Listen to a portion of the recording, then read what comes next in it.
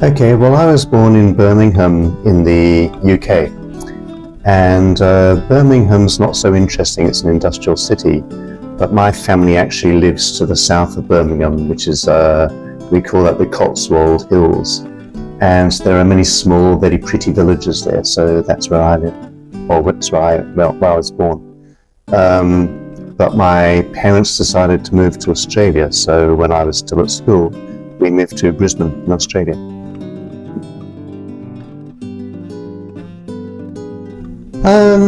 Right, well, I love reading and I love music, but also traveling. I go walking and hiking, and I love skiing in winter.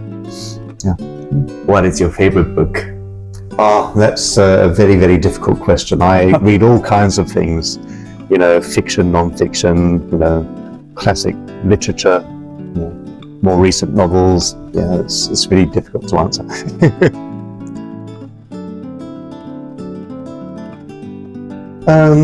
Well, I've been teaching here for about 6 years now, I guess, 6 or 7 years.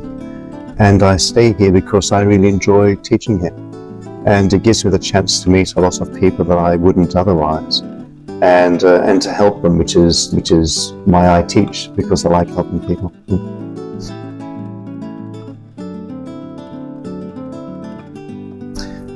I really enjoy teaching in Japan. Before I came back to Japan, I first came as an exchange student, and I studied in Kochi for 1 year. And when I came back to Japan, I'd already started teaching at university in Australia for a few years, and I taught a lot of overseas students, so students from all over the world, basically, and that was very, very enjoyable. But here in Japan, I live here because I love Japan. I really like the people. They're very nice and they're very easy to teach. Partly because I can speak Japanese, so that really helps when it comes to teaching. And it's a lot easier for me, especially with weaker students, to be able to explain things quickly. And most Japanese, of course, they've studied already for quite a long time at school, sometimes at university, but they've never so a lot of it they understand, a lot of English they do understand, but they've just never had the chance to use it. So it's not like we're starting from the beginning, and sometimes if I'm teaching students from other countries, I don't know how to explain things in their language, which makes it a little bit difficult sometimes. Yeah. So probably that's why.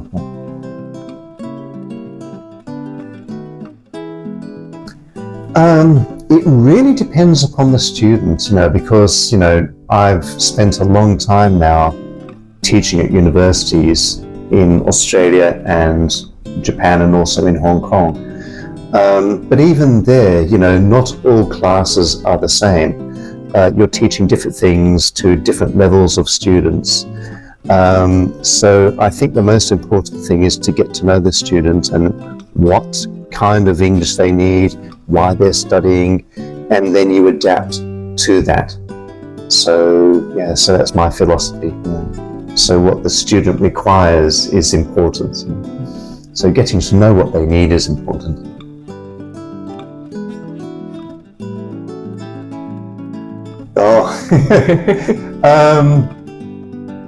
Again, that's a really difficult question because, as I say, I've taught at universities now for a long time. But I have taught children. That's probably the most difficult thing, I think. Enjoyable but difficult. But I've taught. I read a lot about all kinds of different things. I'm familiar with lots of different topics.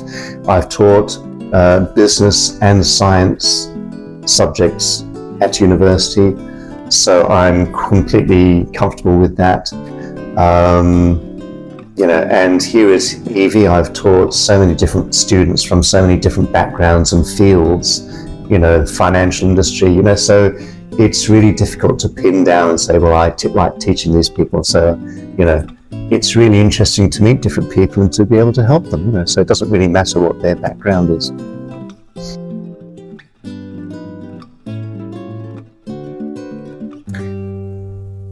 I guess that everybody is different. To keep aware of what their needs are, and also to make sure that they understand what you're explaining, so that's really important.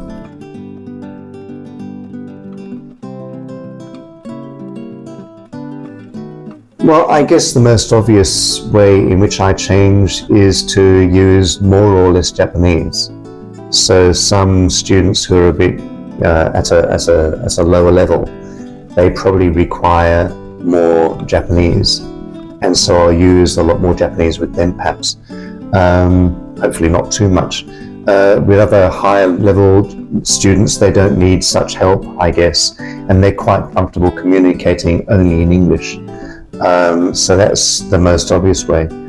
And then I like to write notes in lessons, and I'll write more notes if I think the student requires them. And Japanese people are usually good at reading English, but not so much at speaking, So I think the notes help. Other people don't need those. Yeah. Lots of good things do happen, which is nice.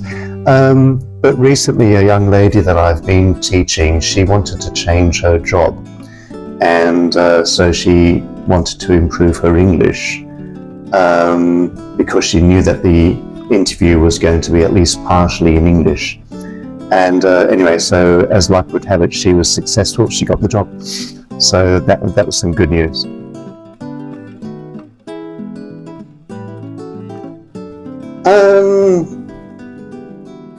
Sometimes you read that, it's much easier for children to learn a new language, for example.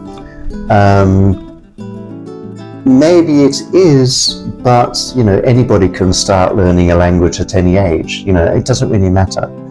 And, I've taught a lot of people at lower levels, and my first teaching job in Japan was at a ladies' high school in Nagoya, and I know how English is very often taught in schools in Japan.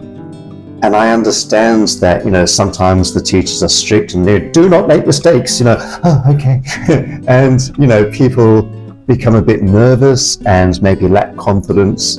But even those people, I try to teach, obviously, I'm very serious about my work, and I want people to to improve their English, but also to enjoy their lessons. And I think enjoying your lessons is really important. If you don't do that, then it's difficult to want to continue. So enjoyable lessons are important, and I try to ensure that my lessons are enjoyable. I would say if you're interested, give it a go. Try it out.